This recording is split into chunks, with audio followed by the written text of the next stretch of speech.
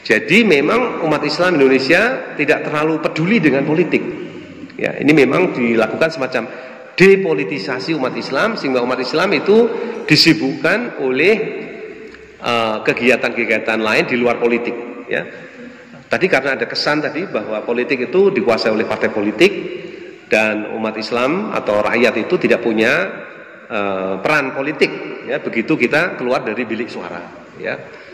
Kemudian program-program yang melemahkan keislaman kita itu jalan terus. Ya. Salah satu proyek terpenting dalam proses sekularisasi di Indonesia itu adalah sistem persekolahan massal. Jadi sekolah-sekolah pemerintah itu merupakan instrumen teknokratik untuk menyiapkan buruh. Ya, menyiapkan buruh. Jadi kalau kita lihat sejak tahun 70 itu berkembang kawasan-kawasan industri di sekitar Jabodetabek, mungkin di Solo, di Semarang, di Bandung, di Surabaya.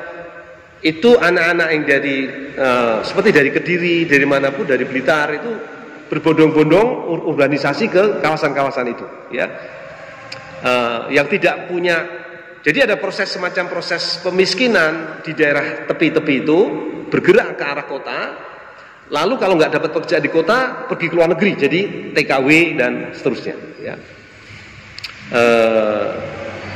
Terutama di kawasan selatan Jawa Timur seperti di Blitar, Trenggalek, ya, Malang Selatan, Lumajang, Bondowoso, itu banyak orang harus merantau, meninggalkan suami dan istri menjadi TKW.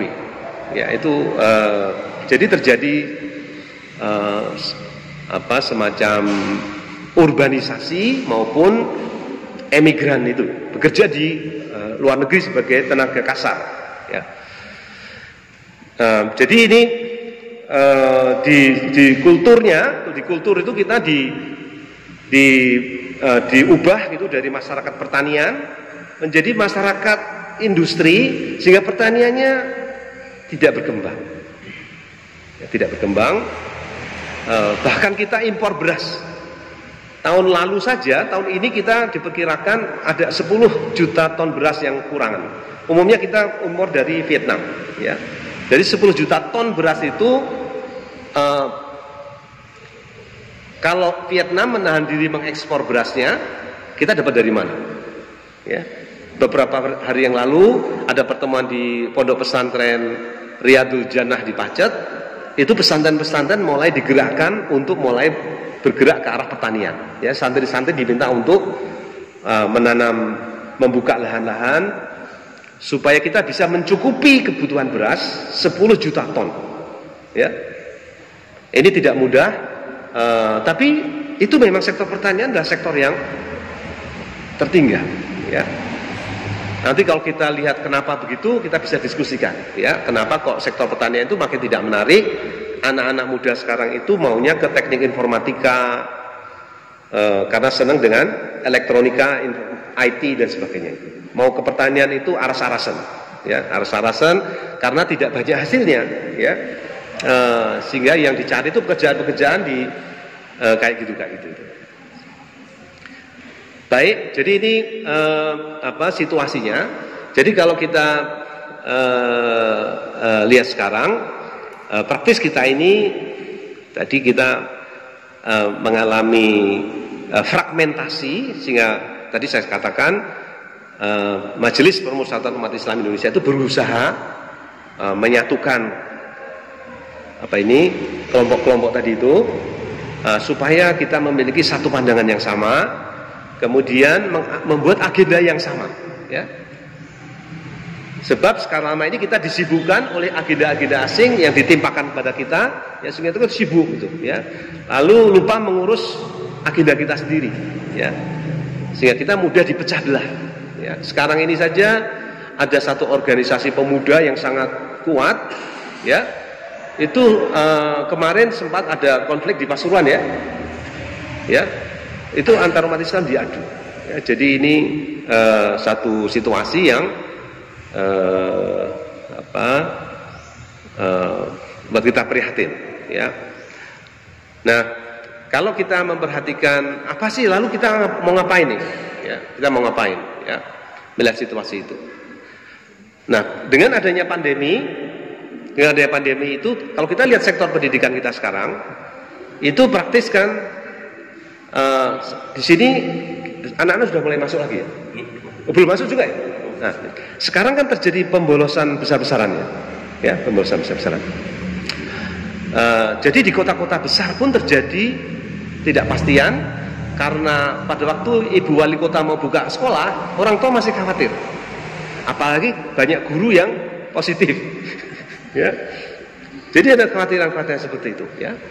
Nah, ini sebetulnya pada waktu Pak Nadiem Makarim itu meluncurkan program Merdeka Belajar, ya. Sebelum pandemi ya. Itu artinya sebetulnya peran sekolah itu makin berkurang, ya, karena teknologi informasi, ya, peran sekolah itu. Ya. Banyak aplikasi-aplikasi seperti Ruang Guru gitu ya, itu sudah mulai banyak, ya. Jadi banyak pelajaran-pelajaran secara online, ya. Jadi peran guru makin berkurang, peran sekolah juga begitu. Lalu keluar ini aplikasi-aplikasi yang membantu anak-anak itu untuk belajar, ya. Nah, dengan adanya pandemi ini, praktis semua study from home, ya, belajar dari rumah. Pengeluarannya banyak ke pulsa, ya, banyak ke pulsa. Masih jalan dengan pulsa ya, masih, ya. Dan sekarang bahkan setahu saya Pak Nadiem Makarim sudah mengalokasikan sekitar 7 triliun untuk soal pulsa saja. 7 triliun. Saya nggak tahu nanti di sini dapat nggak, mestinya dapat, ya. Ya. Tapi ibu bapak sekalian, kira-kira sejak 5 tahun yang lalu memang saya sudah mengingatkan teman-teman di Muhammadiyah, yang saya tahu ya di Hidayatullah, sekolah Hidayatullah, itu bahwa peran sekolah akan berkurang, ya, karena trennya begitu. Dan ini sebetulnya lebih baik, lebih positif buat umat Islam, ya. Sebab umat Islam itu seperti yang diwasiatkan oleh Ki Hajar, sebetulnya pendidikan itu 3 pilar. Yang pertama itu adalah keluarga. Yang kedua itu masyarakat. Yang ketiga baru perguruan. Jadi sekolah itu nomor 3, bukan nomor setunggal. Tapi selama Orde Baru, itu sekolah itu menjadi nomor 1. Jadi banyak orang tua itu pasrah bongkoan ke sekolah. Pokoknya ono duwike, regane cocok dadi. Ya. Bahkan akhir-akhir ini anak-anak itu dipondokkan. Juga nggak murah. Kemarin saya ke Solo, itu namanya ada As-Salam, ya, As-Salam. Itu nggak murah.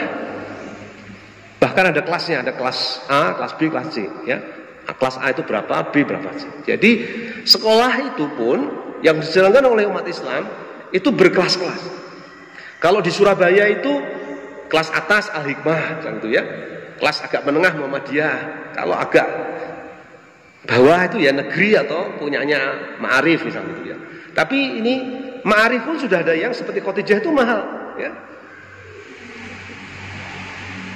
Jadi pendidikan kita itu diselenggarakan secara liberal, ya, mengikuti pasar, ya.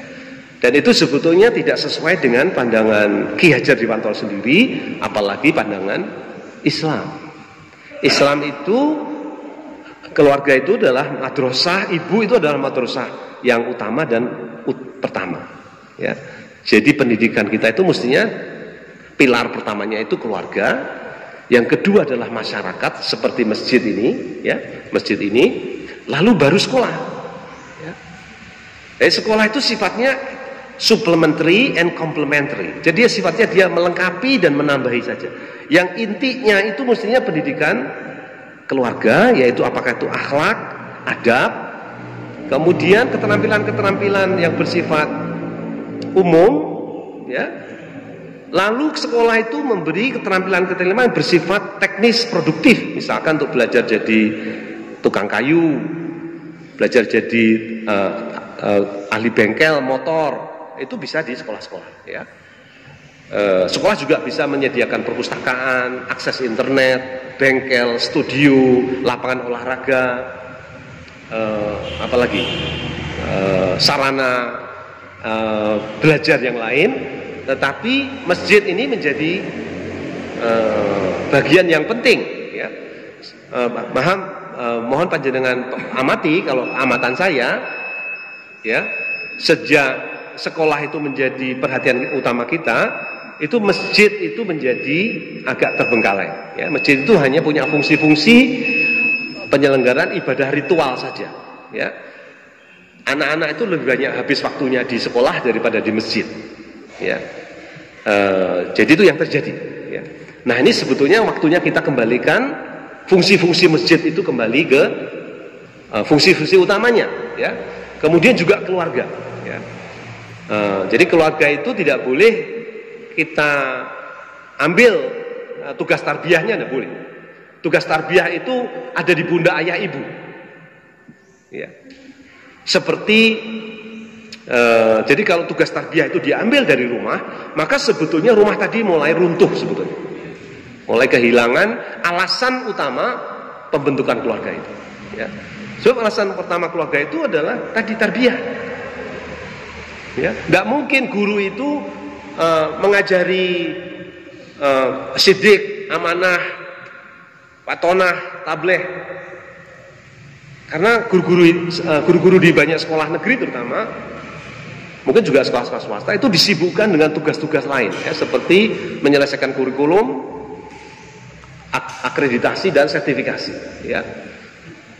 Sibuk ngurus itu, ya. Kenapa? Nah, jadi lupa. Nah, ini gimana? Padahal orang tua sudah pasrah bongkoan ke sekolah, lalu ayah tidak perlu menunjukkan kejujuran, tidak perlu menunjukkan sikap amanah, bertanggung jawab sebenarnya, sehingga terjadi saya sebut ini sebagai semacam yatim piatu budaya, ya. Jadi banyak anak Indonesia itu karena orang tuanya tidak mau bertanggung jawab lagi atas pendidikan anak-anaknya. Banyak anak Indonesia secara biologis mereka punya ayah dan ibu, tapi secara budaya mereka itu yatim piatu, ya. Nah, begitu mereka itu yatim piatu, ya sudah jadi makanan internet, makanan gadget, ya, informasi macam-macam, pornografi, games, informasi yang nggak jelas-jelas itu mereka kena makan, ya, karena mereka yatim piatu, ya. Nah, saya kira pertarungan kita melawan sekulerisasi itu kita relatif kalah, ya. Jadi sekolah itu menggantikan masjid menjadi menjadi tempat ibadah baru, ya. Masjid menjadi tidak terlalu penting, ya. Jadi banyak anak Indonesia itu sekarang tidak bisa membayangkan hidup tanpa sekolah, tapi masih bisa membayangkan hidup tanpa masjid. Ya, panjenengan hitung aja, siapa yang datang ke masjid dan siapa yang datang ke sekolah, banyak mana? Ya. Jadi ini sebagai refleksi, tadi saya kutip, setelah kita melakukan muhasabah, ya, karena kita tidak bisa menyalahkan orang lain terus, kita juga melihat ke dalam diri sendiri apa yang kita mesti lakukan, sehingga kita bisa menata masa depan ini, ya, menjadi lebih baik, dan kita bertahap, ya, karena kalau kita tidak menata kembali, ya, kita menyediakan syarat-syarat budaya untuk menjadi bangsa yang merdeka itu melalui pendidikan, ya, maka kita menyediakan diri untuk menjadi bangsa yang dijajah, pertama dengan hutang, yang kedua dengan macam-macam yang lain, ya, dengan pikiran-pikiran budaya-budaya yang lain, ya, apalagi hutangnya tadi hutang yang ribawi, ya. Jadi kita betul-betul babak belur, ya, babak belur ini, ya. Jadi sebagai satu penutup, mungkin bagaimana sebelum ada diskusi, jadi akar masalah apa yang kita alami sekarang ini bisa berasal dari sifatnya eksternal, karena ini agenda musuh-musuh Islam itu jalan terus, ya, sejak kekhalifahan Islam jatuh, ya. Kita tidak dibiarkan begitu saja hidup merdeka, kok enak ya merdeka sampean gitu, ya. Jadi sudah lama diambil ini, sudah lama diambil ini, diteruskan agenda-agenda itu jalan terus. kita kurang waspada, ya, sehingga kita lena, terutama dari segi pendidikan tadi, kita membiarkan diri kita hidup dalam hutang, ya, dan tadi menyerahkan urusan tarbiyah ini ke sekolah sebagai proyek sekularisasi, ya. Jadi ini yang kemudian menimbulkan komplikasi-komplikasi ini, termasuk tadi dasar negara yang tidak pernah selesai, ya. Saya kira ini sebagai pengantar, mudah-mudahan bisa memberi semacam peta. Nanti kalau kita bisa mendalami, monggo. Baik, Mas Muslimin, saudara sekalian, kita buka aja satu termin dulu, ya. Nah, timingnya masih ada sekitar 1,5 jam. Bukan 1,5 jam, maksud saya 1/2 jam. Sehingga nanti satu termin kalau memang masih cukup, kita tambah lagi. Silahkan dari mungkin sebelah kanan kami, silahkan Pak Hendro, ada lagi sebelah kiri Pak Saifuddin dan Ustadz Aksan. Baik, dimulai dari Pak Hendro, monggo.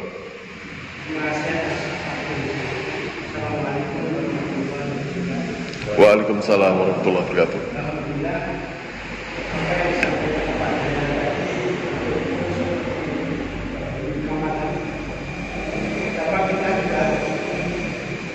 Seandainya kita berjalan dengan demikian salah, mulai dari politik yang kita terhindar dari yang harusnya menjadi perwakilan, kita jadi perwakilan lagi. Kita mengandalkan pada one man one vote. Yang sudah disampaikan bahwa kita tidak punya wakil banyak. Dan setelah dengan belajar juga masalah pendidikan, dapat kita sudah begitu jauh dari kaitan pendidikan. Nah, kemudian saya terpikirkan apa yang harus kita lakukan, karena sudah begitu jauh kita tersesat untuk kembali lagi itu harus bagaimana. Oke, itu poinnya Pak, ya. Baik. Berikutnya silahkan Pak Saifuddin. Ya. Ustaz Saifuddin. Saya kaitkan dengan satu yang berkaitan dengan corona. Corona itu berkah atau musibah? Menurut saya corona ini berkah untuk umat Islam, bukan musibah ketika dihubungkan dengan pendidikan. Karena anak saya sekarang sudah dimulai tidak mengenal lagi satu penanaman pemahaman sekularisme. Sehingga kalau saya ingin COVID ini tidak akan berakhir, sehingga umat Islam itu akan bisa berpikir kembali pendidikan tidak lagi. Karena sekolah itu musibah bukan anak saya. Pertanyaan saya adalah bukan pada masalah sekolah musibah. Kalau saya sangat sepakat dengan corona ini lama-lama. Pertanyaan saya sampai berapa lama corona ini nanti akan dikondisikan oleh dunia. Baik, selanjutnya Ustaz Aksan, silakan.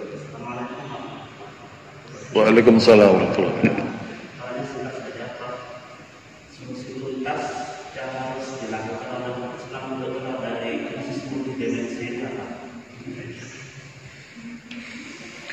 Baik, langsung saja, silakan Prof.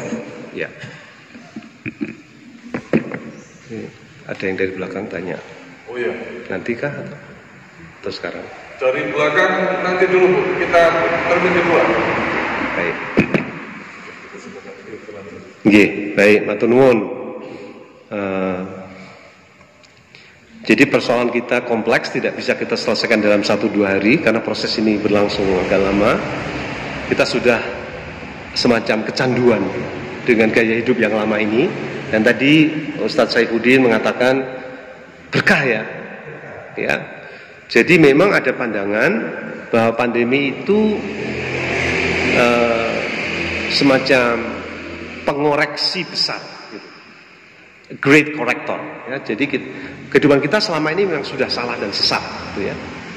Lalu pandemi ini membuat kita sadar bahwa kita harus berubah dari gaya hidup yang boros, ugal-ugalan, ya, konsumtif, menjadi gaya hidup yang lebih sederhana, lebih produktif, termasuk belajar. Belajar itu sebuah kegiatan produktif sebetulnya, tapi melalui persekolahan itu jadi kegiatan konsumtif. Belajar itu kan proses yang sederhana sebetulnya, tidak memerlukan setup yang rumit. Ya, belajar itu ada 4 langkah. Pertama, mengalami atau praktek. Yang kedua itu kesempatan berbicara. Yang ketiga, kesempatan membaca. Yang terakhir, kesempatan menulis. Jadi kalau anak-anak kita itu hidup di lingkungan Kediri ini apa? Tebu misalnya, tebu ya. Kalau dia banyak mengalami interaksi dengan pertebuan, kemudian dia bicara tentang tebu, lalu membaca tentang tebu dan menulis tentang tebu, anak-anak Kediri akan menjadi ahli tebu. Tidak perlu ke akademi tebu yang ada di Bogor, nggak perlu ya. Jadi semuanya bisa. Kalau kehidupannya di sekitar pesisir, pertanian, perikanan, ya begitu sama aja. Kesempatan praktek, kesempatan bicara, membaca dan menulis. Anak-anak kita itu, ya. Sekolah itu kalaupun harus ada, sifatnya nambahi saja.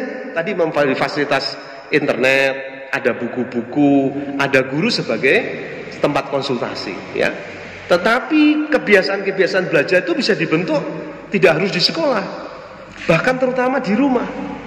Jadi anak-anak kita akan menjadi nelayan yang lebih baik daripada ayahnya, menjadi petani tebu yang lebih baik daripada ayahnya, sehingga terjadi generasi baru yang lebih menguasai masalah-masalah pertanian. Bukan masalah pertanian itu menurun, tapi makin dikuasai. Ya, apalagi kalau belajarnya termasuk belajar Al-Quran dan hadis. Ya, masjid bisa membantu itu, masjid bisa membantu. Ya, kurikulumnya bisa dibuat sesuai kebutuhan lokal, tidak harus mengikuti sistem kurikulum nasional dari Jakarta, tidak perlu. Ya. Jadi apa nih mulainya dari mana? Memang ini tidak bisa satu sisi, ya, karena ini multidimensi. Tetapi agenda-agenda kebudayaan itu penting, ya, sehingga tadi saya melihatnya kita harus mulai gerakan kembali dari rumah dan masjid. Jadi kembali dari rumah dan masjid, ya.